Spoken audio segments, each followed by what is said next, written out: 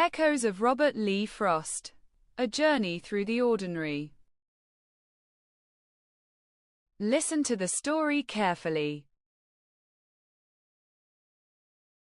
Story 4. Blueberries. Morning fog hugged the hills as I tramped down the lane with my basket swinging, hoping to catch the first blush of berries. Each bush I passed seemed to hum a tiny tune, leaves shaking lightly as if they knew my aim. I bent and picked, tasting one here, one there, sticky fingers leaving trails on my sleeves.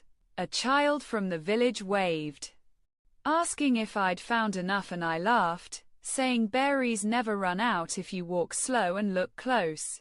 The sun climbed higher, painting everything gold, while bees droned lazily over blossoms. I paused to wipe sweat, thinking how life can be simple, sweet, round and blue.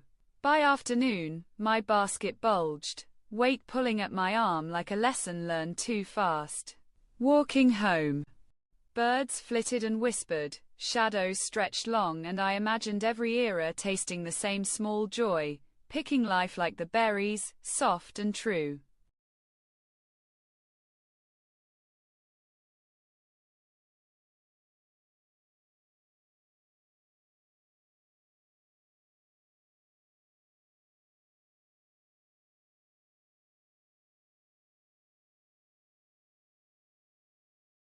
Now listen to the poem.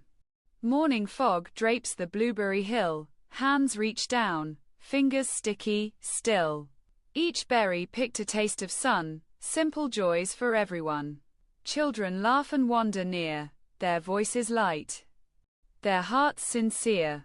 Bees hum softly over blooms, filling quiet, empty rooms. Baskets heavy, arms grow tired, yet sweetness keeps the soul inspired. Shadows stretch as day drifts by. Birds flit and songs reply. Life, like berries, small and round, holds its pleasure in what's found.